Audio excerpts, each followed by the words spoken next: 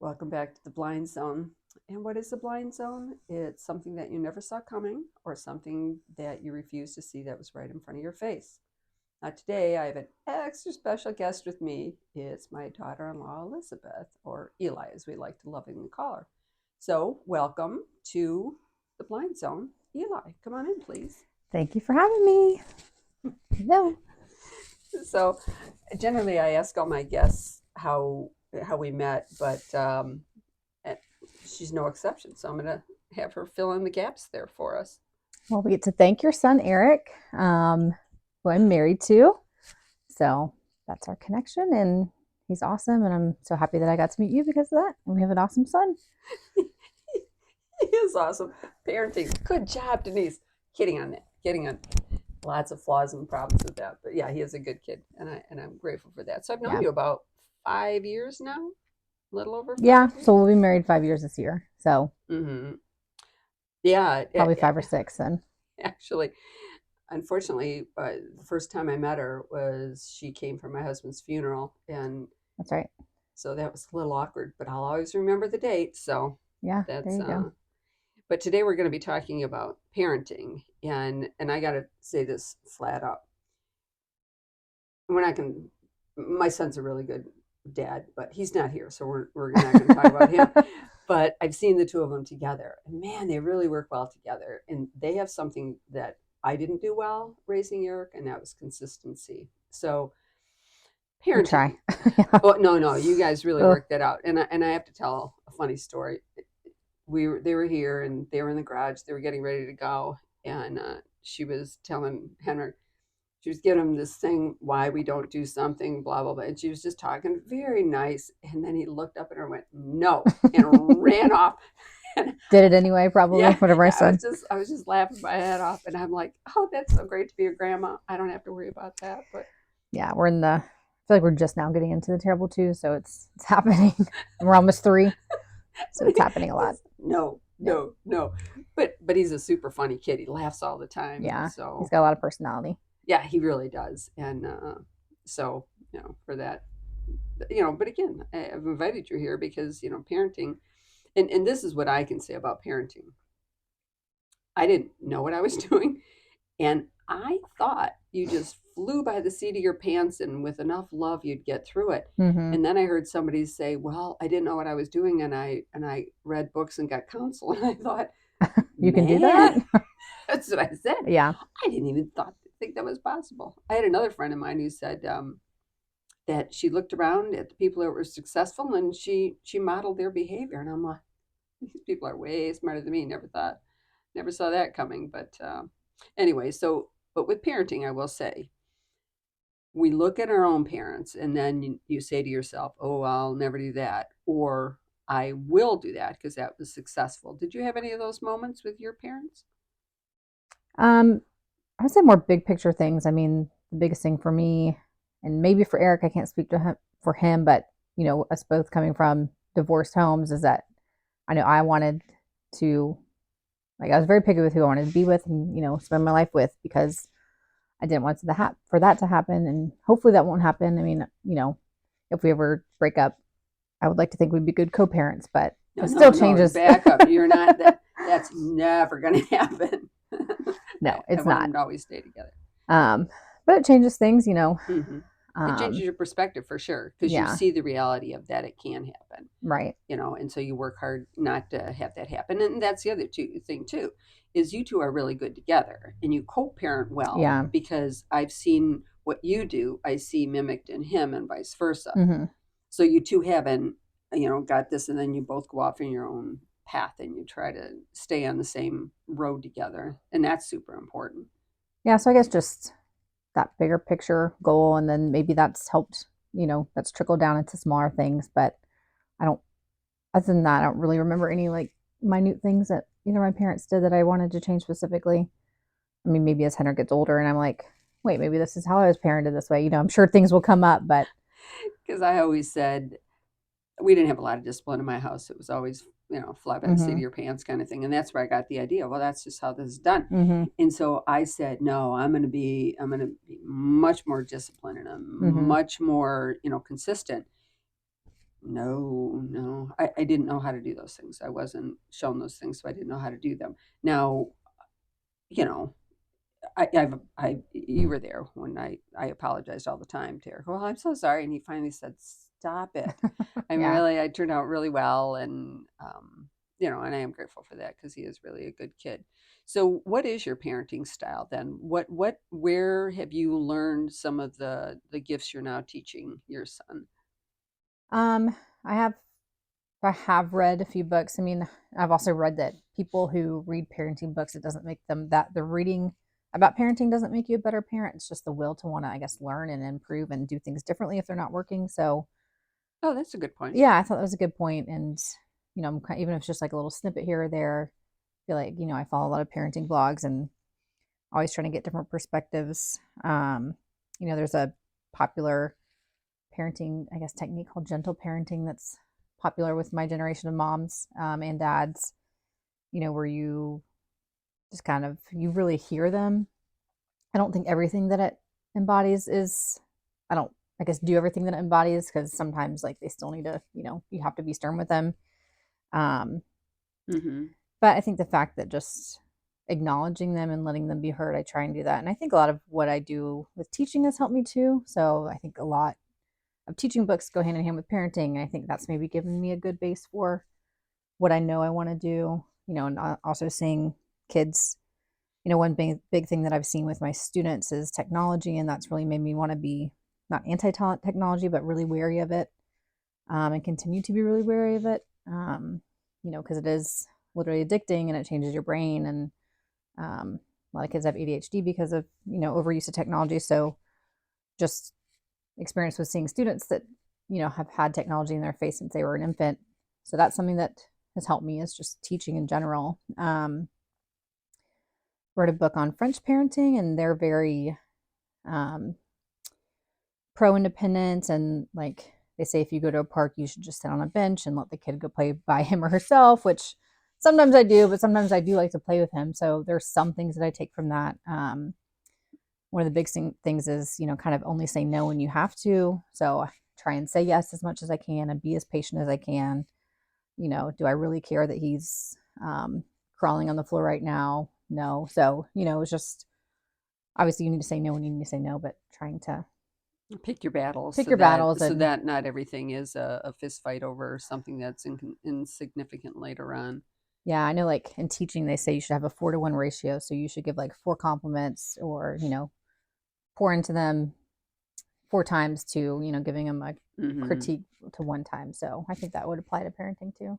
Well, yeah, because even in real life, you can really ruin a lot of ground you've covered by Mm-hmm. one nasty thing you said, or Mm-hmm. because I've said it before. You can have a good thing happen, and you're like, yeah, that was fun. You can't really remember it, but you have a bad thing happen, and you're like, I was Oh standing yeah. on the corner of Elm Street and Hill, and I had a blue Mm-hmm. dress on, and it was cloudy, and they said, and you can remember every stinking incident. So I like that the follow up with that, the 4-to-1, Right. because my sister used to call it the when she was a teacher, the sandwich, Mm-hmm. positive, negative, positive, Mm-hmm. and I'm like, yeah, sometimes there's a lot of negative in that sandwich, but Yeah. at least if it's done, in balance. Because I know that when Eric was little, I had two books. I had the Dr. Spock book, which it was of no value to me because I'm like, should I take him to the doctor? And I'd go to that Mm-hmm. page, and it said it was so vague. It was like I threw it away. I was like, that was dumb. But there were things that I heard later in sermons and in from teachers or people that I respected. They said something. I'm like, oh, why didn't I know that earlier? And it's like, Mm-hmm. well, I guess if I was supposed to know that earlier, I would have. And one of them I just recently learned, and I wish I'd known. Really, I wish I would have understood this better. Was the difference between punishment and discipline. Mm-hmm. And because I also have a 11-year-old granddaughter, and early on, let's push back 11 years. If I'd understood that better, our relationship, I think, would have been better because I would have understood her a little better Mm-hmm. and understood, because the person who was speaking said, if you don't have an end goal when they make a mistake, and you Right. and you shoot to punishment, then all you're doing is trying to get them to not repeat that behavior, to do it slyly so they don't get caught in the future. But when you're disciplining, you're telling that child, this is a relationship break and we're going to fix it so that I support you, and it still corrects your behavior so that you don't want to do it in the future.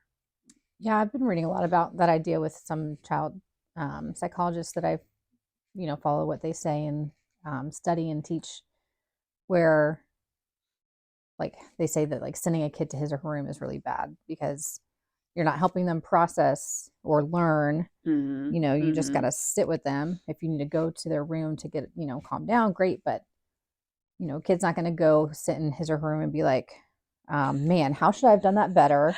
What can I Con- do to make things better in the contemplate, long yeah, run? So, yeah, yeah, yeah. it's like you have to, teach them how to self regulate. And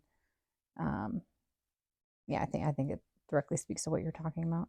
Well, but again, everybody's advice isn't always good advice, because when I was a teacher, one of the ladies who was my supposed mentor, she said, "You never let a child win. You always show them that you have the upper hand." And I Mm-hmm. thought, okay. And I had never taught before, so I Mm-hmm. thought this is good advice. That was wrong, Yeah. because again, I never ever ever heard either of my parents say, "Geez, I was really sorry about that." Mm-hmm.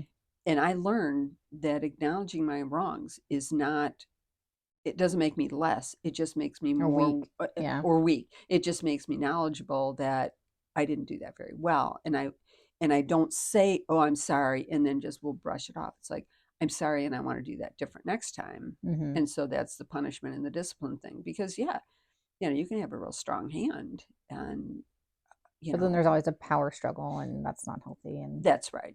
But even in marriage, that's yeah, not who's going to win. And if it's a right. win-lose instead of a win-win, Mm-hmm. in parenting or marriage or any relationship, when you're getting down to that, it's not, it's not helpful at all. you know No. I think that, yeah, everybody struggles in that. So from your own childhood, do you have a favorite memory or a good memory or something that you're like, because when I was growing up, we our vacations were, we drove to the lake, my dad Mm-hmm. fished, my mom complained, and we all played in the water. And so when it was just Eric and I knew that travel was really important. So I really put a lot of stock into that. So is there anything you took away from like the good memories that you're like, I would like to replicate that? I mean, definitely traveling too. I mean, we're excited to start traveling with Henrik, because But that's you what and I Eric really like to travel. we traveled a lot. Yeah, when we were childless, and so we're ready to start doing that again. When Henrik can be able to travel, he's getting to a good age. So, um, yeah, it's probably trips as well. I mean, we went to the beach. Like growing up in Florida, we went to the beach a lot. Um, so just doing simple things, but just going somewhere and being together. Traveling to softball tournaments. Mm-hmm. I mean, obviously it was fun for me because I was playing. I was the one playing, but my siblings had to tag along. But we still had fun. They're going to a hotel. They get to hang out at a pool, and Yeah, yeah, we're eating yeah, out all the time. So yeah. yeah, I would say family trips for sure. I mean, you don't remember the toys you get, necessarily, but I think you do remember those trips later on. Yes, yes. And so just, well, and again, I don't want to say back in the day when I Mm-hmm. was, but it's way different than it is now. Yeah. My dad came in, he worked, he had the paycheck. This is what you do. Mm-hmm. He wasn't really he was more of a secondary character, and that isn't like that now. Because again, you know, Eric and Henrik come over generally every Saturday for a couple Mm-hmm. hours, and if I hear it once, I hear it 100 times. Daddy, Daddy, Daddy, and he's real patient with them. Mm-hmm. He answers them. He helps them. He makes them do his own thing, and I just marvel at that, how different that is from when I was growing up, and I think that that's a really good thing. Yeah. I mean, we made, you know, I don't remember how early on in our relationship we talked about parenting, but he not having his dad around, for part of his life, and then getting a great stepdad, like he really wanted to be that, model for his son, and he's done a great job with that. But we did talk about that, like, all right, what kind of, partnership do we want when we have kids? So Hmm. it's important to talk about Well, that. and I can honestly say that Erica's always been really good with like babies. Hmm. I worked at a church and there was a lady there and she had had a baby and Eric would come in and he'd just walk by my office and go Hmm. down and get the baby and he'd and even when Autumn was really little, he just he really enjoyed that, Hmm. which is unusual. A lot of guys are like, well, but he was pretty hands on, with Henrik and well, he is. Yeah. Sorry about that. I make him sound like, well, now he's not Well, doing he's a any of toddler those now. things. I guess Henrik's not a baby anymore, but That's right. But so that's good. I mean, I think that's also a difference now too, hmm is that successful parenting means a lot of communication, oh yeah. and talking about it before you have kids is is not is much better than talking about it after and saying, what you don't think like that? hmm I mean, that's a big surprise. I didn't know what was going to happen with that. Yeah, I mean we have to. So, and I think I don't know if there's a dynamic of since we both work, it's like, well, there's more. We both work our job outside the home, so we both have equal jobs inside the home. So I don't know if that adds to the equality, I also think it's just a trend, not a trend, but that's how people are starting to parent more now too.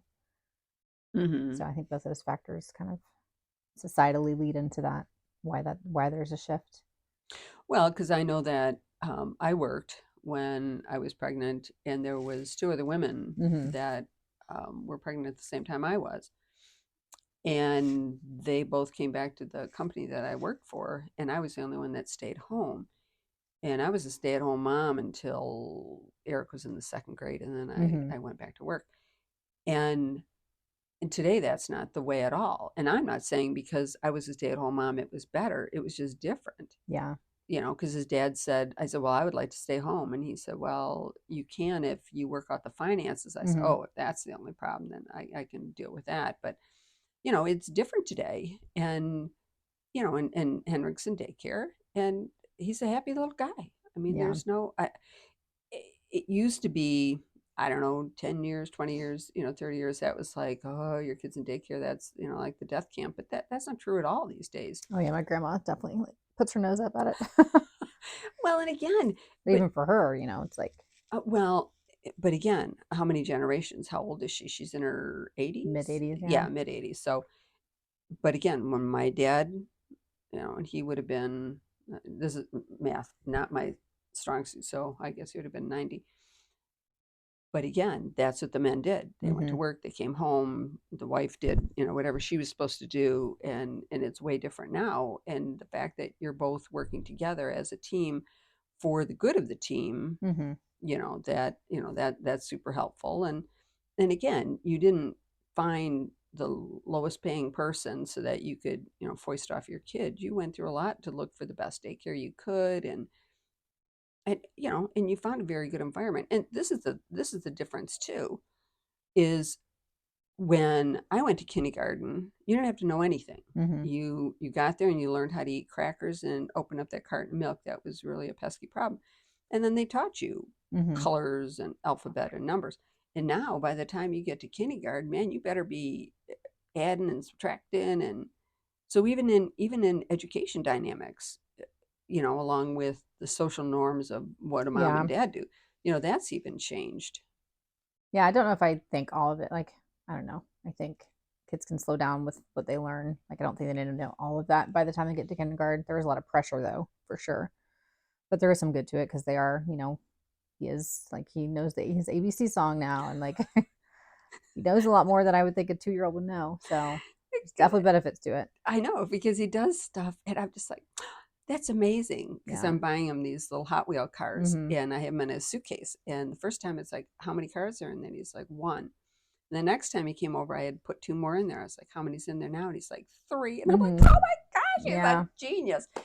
And I know that's, but again, I see the care and attention you give to him, and that books are a huge part of your life, Yeah. both you and Eric, because at your wedding, you each read parts of a book that was really important to you. Hmm. And I have it on video that my son and your stepdad are crying and you're standing there. It was funny then, but books are super important. And Yeah. so, you read to Henrik all the time, and I think that's a huge part of his growth too.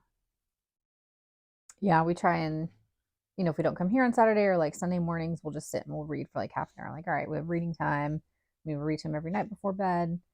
Um, so try and, emulate that. So that he, will foster that and continue to love to read. I think there was a comic I saw, or like a comic strip, and it had, a mom sitting on her phone and a kid sitting on his tablet, kind of going back to the technology thing. And then there was another mom and son, and the mom was reading, and the son was reading, and the mom on her phone was like, "How do you get your son to read?" And it's like, well, he's, doing what I'm doing. So it's like, just Yeah, they yeah. model after you. So if they see you on your phone all the time, then they're going to think that that's normal and okay and want to do that. So, Well, and when Eric was real little, his dad always got the newspaper. It was the mm-hmm, free press at that point, and so the paper would get delivered, and it was there at 4 in the morning or whatever it was. And Eric would just lay on the floor and he would read the sports page from front to back. And I mean, we're talking 4 or 5, and he could read. He knew what he mm-hmm, was talking about, and the neighbor would come over and he'd ask him sports statistics, mm-hmm. and Eric would like, that's not exactly right, and he'd straighten him out. But again, reading was real important, and Yeah. from the time I think he was 10 minutes old and on, I was like, if you can read, you can do anything, Mm-hmm. because when you can't read, then most of the world is shut out to you. Because if you can read, you can cook because you can make a recipe, and if you can read, you can, even if you never left your house, you could read Right. what was happening in Portugal, or pick a place. And so I think that that's why, and I hope he does, learn to love to read as much as you and Eric do. Yeah. I mean, we both have, reading, writing based undergraduate degrees, and obviously being an English teacher, it's very important to me. So that all helps for sure. Well, and I will say that that is a negative, because my son is always correcting my grammar. And my eighth Yeah. grade teacher would approve, because I didn't do well in that subject. So, and well, good. I never, I use those wrong all the time. So he's correcting me on that. So we laugh about it now, but kind of painful. Anyway, is there anything else you think that we ought to know about parenting? Because again, you're doing a really good job, and I know it's a hard job. So, is there any advice that you would give people if, well, because I know before they think about having a child, Mm-hmm. or what advice you would give them for um, parenting after the fact? Because is there any surprises that you thought, oh, I didn't recognize this before it happened? um, I guess the thing that comes to my mind initially, Eric and I don't think experienced this, but I think a lot of people think, a kid's gonna change things for the better, and you don't really need a, like you said, you think you can just fall through the motions. Um, Things will just, you'll naturally figure out what each person will do. But I think you really do have to talk about it. Like, okay, are you gonna help me feed in the middle of the night every night? Are you willing to do this? Are you willing to do that? So Mm-hmm. Mm-hmm. you have to have a strong, not even just a strong relationship, but a strong pre-parenting foundation before you have kids. Um, you can't just wing it and see how it, hopefully it turns out for the best and you're gonna love your kid and you'll figure it out. But Yeah. it'll save you a lot of stress if you can figure things out a little bit beforehand. Um, and I mean, just knowing that, I feel like I'm just starting to realize this, that everything's hard. So I mean, it doesn't make it better in the moment, but you just have to like pick your hard. You want to be, you know, being in a relationship's hard, being single is hard, being a parent's hard, not having kids and wanting them is hard. So it's like, which one? That's just, I don't know, which one do you want to deal with? And just know that hopefully you have a strong partner, and they can be there and help you with the hard, but the hard part's not going to go away no matter what. So Well, and again, learn this way late, the love languages. And mm-hmm, last week I had taped, and it was called Temperamental, mm-hmm, and it was about our temperament: red, yellow, green, blue. And had I known that a long time ago, when I bumped up against those other, they're not personality traits, but they're level temperaments. of Yeah, temperament. level of temperament. I'd have been like, oh, Yeah. I'd have been. And so since you're a teacher and you even understand the different ways of learning, because you know, I wasn't a good student because they sat me down, they gave me a book and they said, Mm-hmm. read chapter 8. And I'd read chapter 8, had no idea.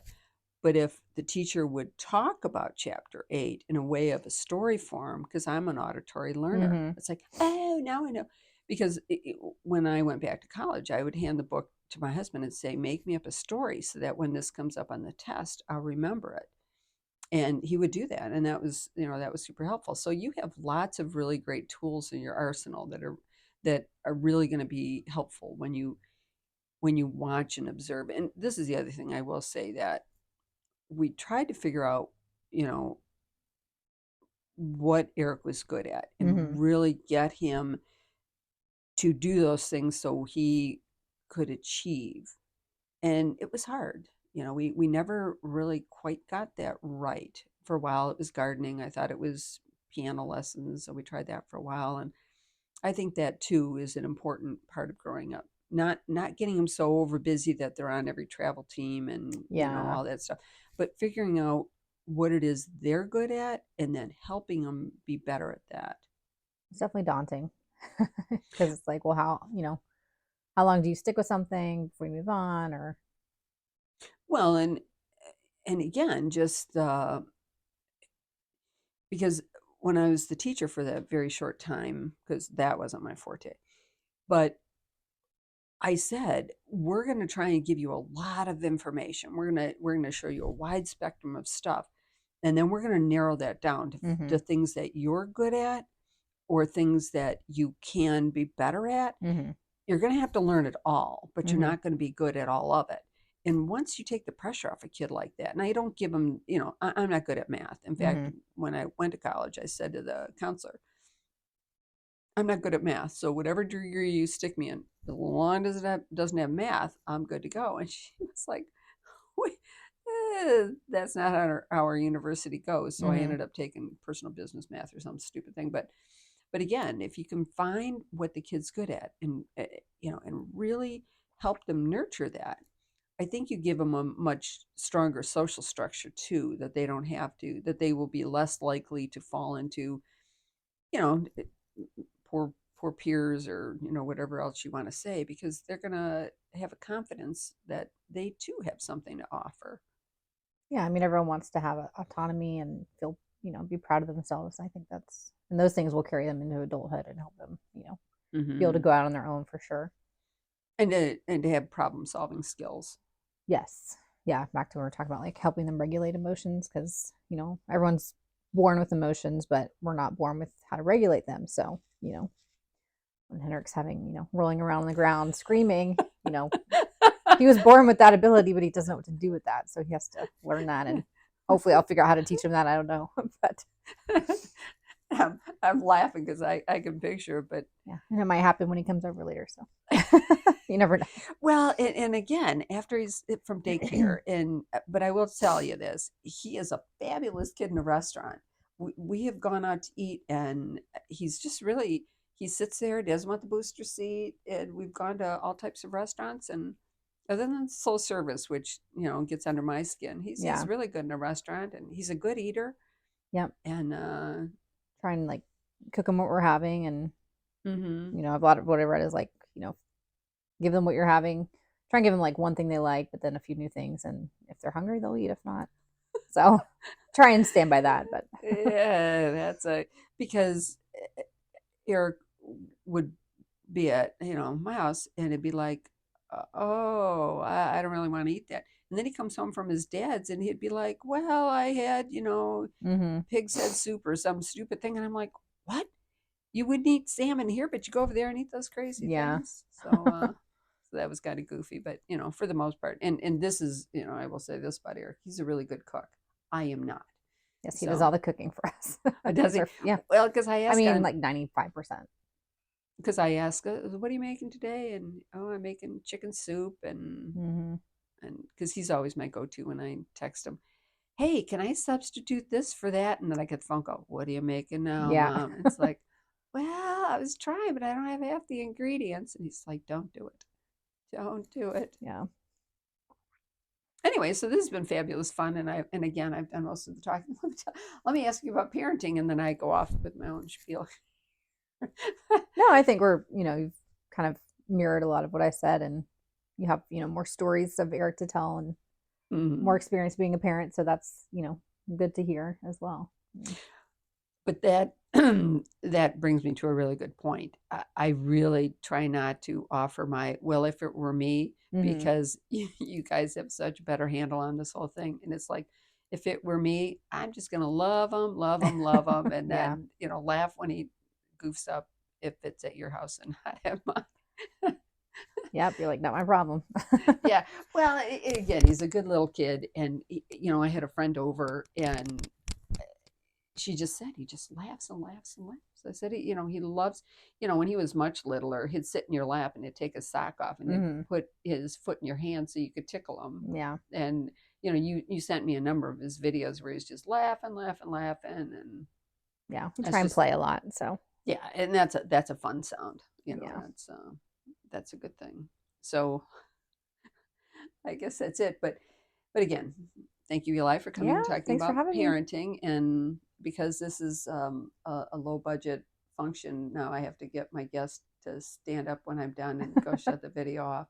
But I've tried to fix that, but don't know how yet. So, anyway, thanks again for joining us on the Blind Zone. And I have an idea what's going to happen on the next one, but I'll just let you all wait in bated anticipation. Anyway, thank you again, Thanks, Eli. Denise. See you All next right. time on The Blind Zone. Bye. All right. See you.